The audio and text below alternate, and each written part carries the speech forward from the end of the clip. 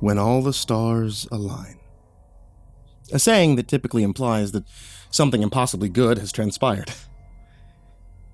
That all the twists and turns present in day-to-day life just happen to lead you down all the right paths. It's kind of what happened here. Just the opposite. Now, everybody loves going to a house party, but hosting them is another story. When the uninvited dipshits begin showing up and wreaking havoc on your mom's antique vase collection, and that's when you typically begin realizing your mistake. We all wanted to party, but nobody wanted to host. We didn't feel like going to some rando's party either. It's just not the same that way, so when Jason started talking about a decently sized cabin in the woods that seemed to be abandoned, we were intrigued. Of course, we were all skeptical despite the fact. I mean, what if somebody actually owned it? If it really was abandoned, then it must mean that it's got to be pretty shitty, right? I mean, how deep in the woods was it? We weren't trying to get lost either. But when we took the trip out there ourselves, the place couldn't have been more perfect. It was only an 8-minute walk into a nearby wooded area. The only thing that worried us here was the fact that there wasn't any explicit trail leading to it. But we dealt with that by making our own artificial trail, by cutting through the foliage. The place was, also nice. A little dusty inside, but nothing unbearable. There was even electricity, but that was the concerning part. Somebody had to own it, right? Even so, Jason claimed that he hadn't seen anybody enter or leave during the times he'd come across it. In fact, the door was always locked. It was still hard to take his word for it, obviously.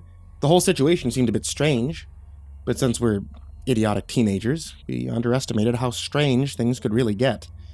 We didn't simply leave it at that. We decided to scout the place over the course of a week, in an attempt to determine whether or not it truly was abandoned. If it truly was just there for the taking. Sure enough, a week passed. Nothing interesting happened. Nobody even approached the place. However, this brought up a frightening possibility. That somebody was already living in there. This idea was somewhat combated by the fact that we'd already entered the place a few times and caused a reasonable ruckus. So it would have made sense that the owner, if they were there, would have confronted us already. But in any case, still a cause for concern. We argued about how to deal with this, eventually decided that somebody simply had to go in and do a sweep of all the rooms. The conventional response was something along the lines of, fuck that, I don't want to run into some weird-ass guy in there. But we eventually managed to convince each other to go. During the middle of the day, the 5 of us went in together. As it turns out, every room was empty. Well, except for one. The door to what had to have been a closet of some sort was locked, so we ignored it. Rookie mistake, I know. There were a few other peculiar things about the house itself, though. Number 1, there was only one painting framed up, which looked to be some sort of shadowy figure standing outside a window. Number 2, there was a straight-up hole that was about 2 inches in diameter in the basement. We tried looking down into it, but it's just darkness. Number 3, there was a heavy locked box in one of the rooms upstairs. Contents obviously unknown. In the same room, there was an older, banged-up Android phone, which was out of batteries. Number 4, the TV worked, but there was only one obscure channel, which was just constant footage of a faint light illuminating what appeared to be a wall and a bedpost. And number 5, finally, there was a rocking chair in the living room that was stuck tight to the ground. Reasonable people would have considered these circumstances and noped out of there on the spot, but as I've already established, we were dumbass kids trying to put our party on. Nothing was stopping us. We scouted the house for a few more days before finally making our move. We each called up numerous mutual friends, informing them about the plan. We were all excited. We planned on having about 20 people in total. We had slivers of common sense, after all. We didn't want to invite hundreds and risk causing a forest fire or something. The day that the party was supposed to take place, we got there early and began setting everything up, which was basically just music, chips, and beer. A good party is bare bones, after all. No need for a disco ball and a buffet, just alcohol, weed, and good company. We also tried hooking up an Xbox to the TV, but we couldn't get it to work. The channel stayed the same no matter what we did, although in retrospect, I did notice the light seemed to be getting brighter. We told everybody to come around 8 p.m. and finish setting up at around 7. Since we had an hour to kill with just the 5 of us, we cracked open some beers, rolled a few joints, and we got the night started. At some point, our buddy Boris brought us something that looked like a Ouija board. "Come on, we gotta try it," he said, sounding excited. The only other person on board with the idea was Max, so we let them go at it while the rest of us continued getting intoxicated. About 10 minutes later, Jason went to the washroom, leaving Chris and I alone. We looked over at the peculiar rocking chair. "What's the point of sticking this shit to the ground?" Chris said. He walked over and peered down. "Is it glue or some shit?" "Can't tell." He inspected it for a few more minutes before getting into the chair himself and rocking back and forth. "Man, I haven't been in one of these in a while." And then his face dropped. We both came to the same realization simultaneously. He got off the chair, and it immediately stopped moving. He tried moving it again while standing, but it wouldn't budge. His face contorted in confusion. "What?" "Oh, come on!" Max's outburst interrupted our thoughts. We looked over, watching as he held up the Ouija board. "What kind of board is this?" he said. "It's not even in English." I took a look at it myself. He was right. On first glance, the characters appeared to be the letters of the alphabet, but all of them were slightly off. For example, the A had 2 lines through it.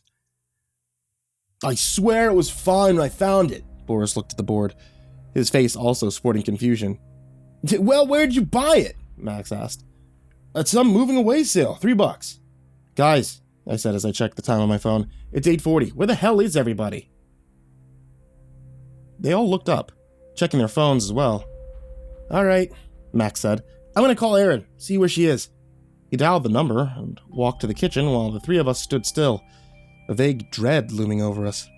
I looked at the stationary chair and shivered. As far as I was concerned, weed and alcohol didn't cause hallucinations. Jason came back in the room, now holding up a book. "Check this out," he said, holding it up. It looked comparable to a children's pop-up book, with crudely drawn animals and trees materializing themselves on top of pages. "What's it about?" Chris asked. "Look," Jason said, pointing to a space in between 2 trees. I squinted, making out what appeared to be a large, gray hand coming out of the dark woods, grabbing onto a branch. "Dude, what the hell?" Chris said, staring at the bizarre detail. "All right, this doesn't make any sense." Max stormed back into the room. "Erin said she arrived 20 minutes ago. Then she let out this weird fucking laugh. And she hung up." Before we could even react to that, Boris spoke up. Guys, I can't move my hand." His hand was firmly planted on the board. "Quit fucking around," Max said, somewhat angrily. "I'm serious, man," Boris replied, his voice increasingly frenetic. "I can't deal with this shit right now," Chris said, pacing around the room. I was feeling something similar. There was too many things happening simultaneously, too many storylines to follow. It was frustrating. And as if things couldn't get any worse, I glanced over at the television, which had been on the entire time. The light had illuminated further, revealing the source of it to be a candle, but it revealed something else as well. A hand. Dangling over a bed. "Jesus," I started, but was interrupted again by Boris. He was still screaming about the damn board. We looked over, watching as his finger moved across the letters. "Fucking hell!" Max shouted, slapping the board off his hand. Or at least, that's what he tried to do, but just like the chair on the floor, Boris's hand was actually stuck. Max staggered back, shocked at the sight. This can't be happening." His phone suddenly rang again, and he quickly answered it. "Hello?" A faint chattering could be heard on the other line. As he listened, his face grew paler and paler. He put the phone down a few seconds later. It was Erin. She said that everybody's in the attic. We should join them up there. Does this place even have an attic? Chris shouted. Oh, thank God, Boris breathed a sigh of relief as he finally managed to unstick his hand from the board. That was weird. It spelt out a message, right? What was it? I asked him. Yeah, I wasn't paying attention. I was too busy freaking the fuck out, he responded. It's pretty weird, Jason muttered, his eyes still glued to the pop-up book. I mean, maybe these were just side effects of some bad weed, I thought to myself, despite the fact that I felt effectively sober. In hindsight, that was simply a delusion spurred on by this chain of unexplainable events. Where the hell did Max go? Boris spoke up. We looked around, and sure enough, he was absent. For a while, nobody spoke. We were nearing our tipping with all the madness going on, after all. All right, Chris said. You heard the stories, right? Carbon monoxide makes you loopy and shit. You see things that aren't really happening. That's the case. Then we just need to get the hell out of here. What? I responded. What does that explain? But before I finished my sentence, he hightailed it past me, right out the front door. I went after him, screaming at him to get the hell back. He ran all the way to the edge of the trees before stopping. Look, man, if it was gas, I think we'd be dead by now, I called after him. But then something caught my eye. Something in between two trees. A large gray hand coming out from the dark woods. I raised my voice, ready to yell at him to get the hell back. But he was snatched away before I could utter a vowel. Shit. Oh shit! I yelled before bolting back inside and locking the door behind me. But truth be told,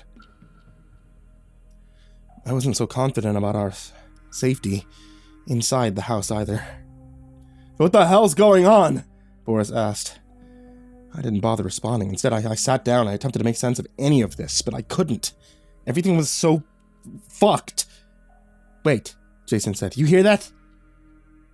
Everybody went quiet, trying to discern what he was referring to. Eventually, it became obvious. There was something, some kind of mumbling coming from down in the basement. That must be Max, Jason said. That seemed like an obvious explanation, but with everything that was going on, I had to be skeptical.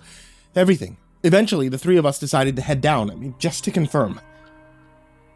Sure enough, Max was there, mumbling while kneeling down. He was also transfixed, staring into the hole in the floor. I approached him and strained my ears, trying to figure out what he was saying. Yeah, okay, I'll kill them. I will, yeah. Yeah, they're right behind me. They're right behind me. I'll do it. I'll do it now. Oh shit, I thought to myself. Out of all of us that could have gotten possessed, it had to be the guy who practiced kickboxing. Max turned around, and I winced upon seeing his eyes rolled all the way back, now displaying nothing but white. I tried running back upstairs, but he charged me, sweeping my legs. Hey, what the hell are you doing? Boris yelled at him, but his words didn't register. Max rushed at him as well before delivering a devastating kick to the ribs. Oh shit! Jason stammered out as he squared up to him. That turned out to be a bad move. As he was dropping in a single punch, I looked over at the hole, which now had an eyeball stalk coming out of it. The sight of that put my flight or fight response into overdrive. While he was distracted, I kicked at Max's legs, causing him to stumble. I lifted myself up before making a beeline up the stairs. I could hear Jason and Boris following close behind, and once the three of us got up, we blocked the door with a couch. As Max began trying to tear it down moments later, we decided that enough was enough. Let's get the fuck out of this place, I said. Nobody argued with that proposition, so we all packed up what we could and we headed for the door. Things wouldn't be that simple. As I was about ready to begin sprinting, I noticed the painting from earlier, the one with the shadowy figure stalking a window. Oh, please don't, I thought. My eyes began moving towards the only window in the living room, and sure enough, the shadow man was right there, staring at me. A dark body with two bright white eyes. What are you doing, man? Let's go, Jason said, holding his nose, which was gushing blood. I gestured towards the window in response. Fuck. Moments later, Max's arm burst through the door. Well, I'll take my chances anyway, Boris said, pushing past me and heading right out the door. About a second and a half later, he let out a blood-curdling scream that was abruptly cut short. A deep, guttural chuckling followed. He bounded over to the door. I locked it again, only to turn back and see Max's head bursting through the door like Jack fucking Torrance from The Shining. He said something along the lines of, "There'll be nothing when the old ones descend upon this cursed earth." However, since it was Max, I found it hard to take it seriously. In any case, Jason and I realized that we were pretty much screwed if we didn't act fast, so we both tried weighing our options. While Max was slowly breaking through, it still looked like he had a while to go before he was completely out. Max had left his phone, and it was being bombarded with texts from Aaron, most of them saying something along the lines of, "If you don't come up to us, then we'll come to you." I mean, for that reason, we were hesitant about escaping upstairs. But that hesitation changed once Jason pointed out something horrifying. "Dude, the door's open." The door he was referring to was the one that had been locked the first few times we had tried opening it. And I also noticed what was now on the TV. It was us. Jason and I both looking shit-scared, seemingly being filmed behind a door that had been cracked open just slightly. We looked back towards the door in question, seeing a hand wrapped in barbed wire now slithering its way out, and in the meantime, Max's full upper body was through. I mean, we didn't want to go upstairs, but that choice evidently wasn't up to us. We sprinted towards and up the stairs, locking and pushing a bed against the door. Our logic operated on the idea that if a couch could hold Max back, then a bed would, right? Luckily for us, there wasn't some additional demon waiting for us. However, we did happen to be in the room that contained the phone and the locked door. And that's where we've been ever since. I think we got a bit lucky, though. I mean, it sounded like both Max and whatever had been hiding in the locked room came out at the same time and became preoccupied with each other. I called the cops just before pulling out my phone and typing this out. It's been quiet for a while. There's no way in hell I'm going downstairs. Doesn't look like Jason wants to either. I mean, looks like we're going to just stay here for a while. The shadow figure. It's outside of our window. You can hear stomping and laughing coming from the floor above us, even though I'm pretty sure there is no floor above us. It's gonna be a long fucking night.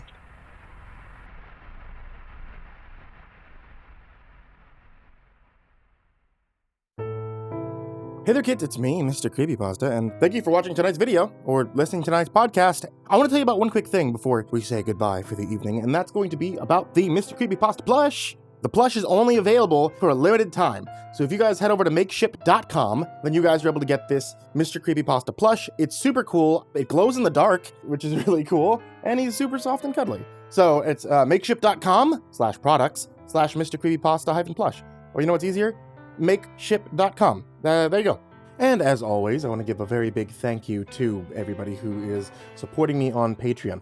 If you guys have been supporting me on Patreon, or if you're considering doing so, then know that I just added in a couple of cool things for the loyalty program because I found out that I could. I had no idea that I could do that. So now, you guys should be getting some cool things in the mail brought to you by Patreon that are pretty cool. They support the channel as well. Oh, getting to the point though, a huge thank you to patrons such as Jordan Alexander Sanchez, Bryon Arce, Bobby Karman, Stephanie Butler, Tristain Pelton, Chance Burnett, Diana Kraus, William King, Heather McDonald, Reaper61167, Alex the Sandwich, Darth Miver, Michael Ortiz, Satanic Aries, Ness69420, aisodoehtraed with 2 exclamation points, Nessie, Ronnie Hansen, BardoHawk764, Melancholy Corpse, Ferb, Harley, Billy Morrow, Madam Skullbunny, Sashi Sazaku, Grizzly Olsen.pro, Kayden the Spooky Boy, Zane Nightshade, MyBodySoundsLikeRiceKrispys, Ashwood, Lord of the Weeds, Jay, Miss Xandra, Mr. Unsettling Spaghetti, Suji Campbell, Stricken, Azarine Fox, Fried Chicken 12, Freddy Krueger, Ty Nanny, Michael Scarborough, Infernal One, Lisa Cottrell, Caspian, Jordan Nels, Hades Nephew, Tater Chip, Acid System, Prozac and Pancake Appreciation Society, Cryptic Nightmares, Kiri the Sloth, Tommy Green, Fester's Lampshade, Sky Harbor, Nina Smith, Nico Cayo, Rafael Rodriguez, The Ginger Bros, Aaron Stormcrow, Daniel Polson, Trey Smiles, and Corey Kenshin. Thank you guys so much, so much for being a part of the Patreon and helping me keep the lights on and helping me get exclusive stories and everything that we do on the channel here. Thank you guys so much for being a part of it. Thank everybody in the description, and thank you guys who have stayed to this part of the video. It really means so much to me. I hope you all have a very happy Halloween, and sweet dreams.